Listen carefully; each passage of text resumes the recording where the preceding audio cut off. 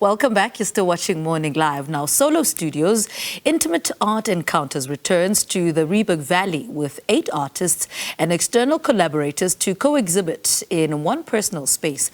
Complemented by dedicated mindfulness spaces, visitors can interact not only with art pieces and as well as the history of the town. The exhibition allows art lovers to step into a virtual gallery and explore the depths of an artist's creative process. Now, to tell us more, we're joined virtually by Solo Studios Klaus Piprek, who joins us to tell us more. So, very good morning to you. A warm welcome to Morning Live. I mean, give us a brief synopsis of what the inspiration is behind creating an intimate exhibition experience with Solo Studios.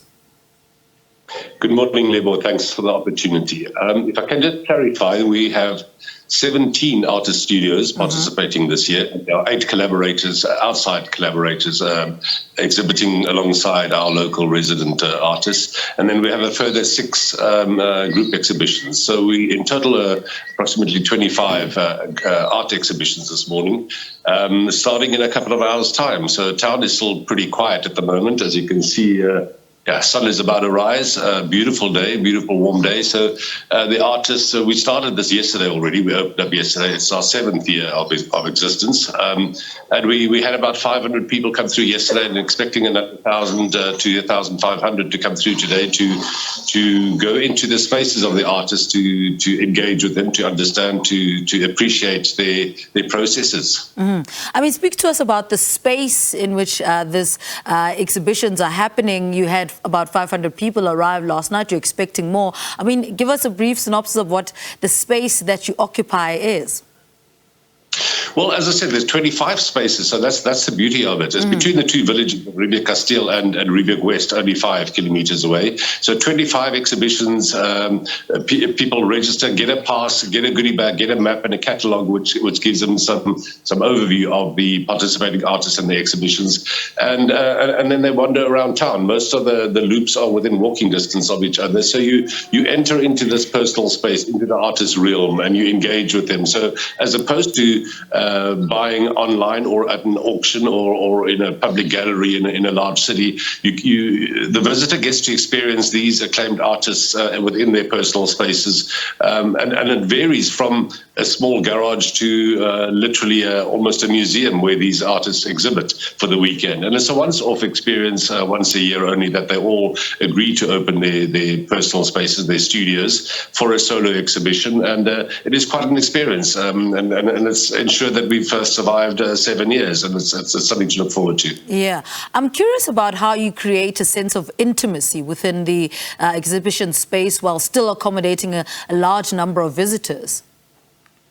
Well, that's what we try and manage. We also offer many peripheral activities. So there's film, there's theatre, there's music, there are various other activities too, and we do limit the numbers. So we do advise people to book in advance. We limit the numbers. So between the 25 exhibitions, there are at least other 10 participating venues between the 2 towns. So if you look at it over a 3-day period, 1,500 visitors distributed. And of course, they all go for lunch and they have a coffee and they go for a wine tasting and they stroll around town and go shopping as well. So there are never more than, I would say, hopefully 5 to 10 people at any one time concentrated in any one of the studios. And often you might be the only one in there. They are spread quite thinly throughout the valley. So that's how we achieve it, by limiting the numbers, by managing the processes and the logistics. And the artists themselves, what has been their reaction to being so close to the people that appreciate their work?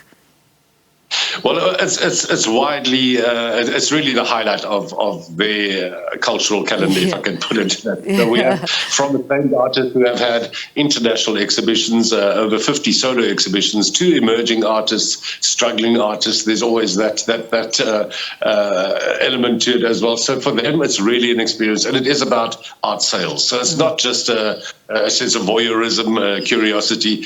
We sell a lot of art over this weekend. So for many of the artists artists, it really is a windfall. It's something, it's the highlight of the year. So they don't mind, even those that are very reclusive, that don't enjoy engaging with the public, which is what the gallery normally does. The artists appreciate it. And for this weekend alone, they put on their best dresses and they come to the park. And they can put their best creatives going forward. I mean, speak to us about whether you've had any of the artists being inspired by the beautiful setting that you find yourself in.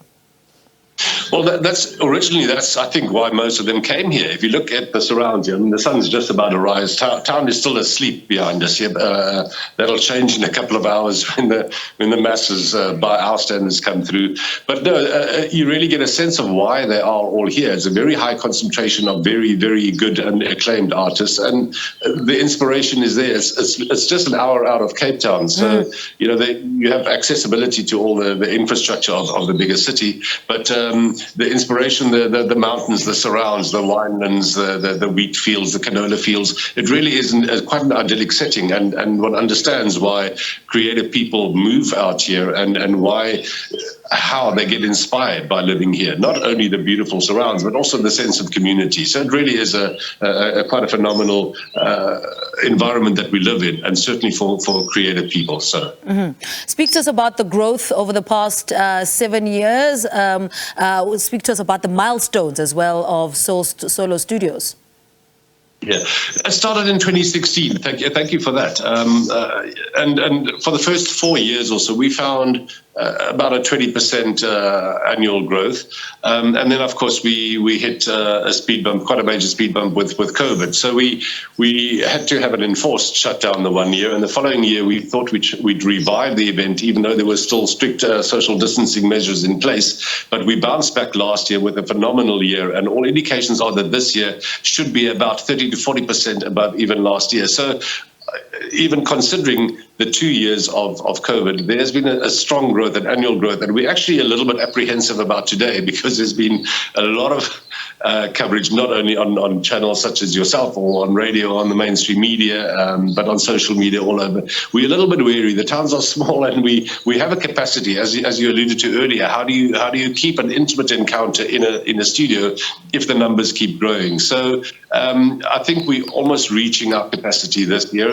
Who knows? Let's see what the response is. But it's been a strong growth, and we're actually quite overwhelmed. But it is about the experience. We get it. When we speak to the visitors on the streets, and they explain to us how they are experiencing it and how they're enjoying it, we get why it's become successful, and we understand why we've drawn the right people, the art lover, the art aficionado, also the artists. There are many artists that come to the event to come and find ideas or inspiration. But we're very pleased with what we have achieved, but not only within the art community, obviously in the business community. The restaurants are packed, the wine shops, the accommodation, the beds are sold out ages ago. So it really is a major economic impact, a broader economic impact on the broader community. So are you looking at breaking last year's record? I mean, last year you sold 183 art pieces, making 2.5 million. What are the numbers looking like? Yeah, that might not sound like a massive number if you're looking at a major international art fair in one of the major cities, but for our villages, that is quite something. And all indications are we should smash that this year. It's not just about the records, really. It's about that experience and trying to reach a balance between becoming a big commercial event or that intimate encounter. But I think we have no idea what's going to happen. Not everybody, especially in Cape Town, they don't book in advance as they are requested to do. They just arrive on the day. And with the day being glorious, the sun's about to rise, as I said, and it's forecast to be about 19 degrees. I think we are going to be a little bit overwhelmed. And with that, I think naturally the records might be smashed, yes. You know what? I have no doubt that you will smash the record this year. Klaus, good luck for today. Thank you so much for talking to us this morning. He is the co-founder of Solo Studio, telling us more about the 3-day exhibition, Intimate Art Encounters, that kicked off yesterday and will showcase until tomorrow at Solo Studio, an hour away from Cape Town.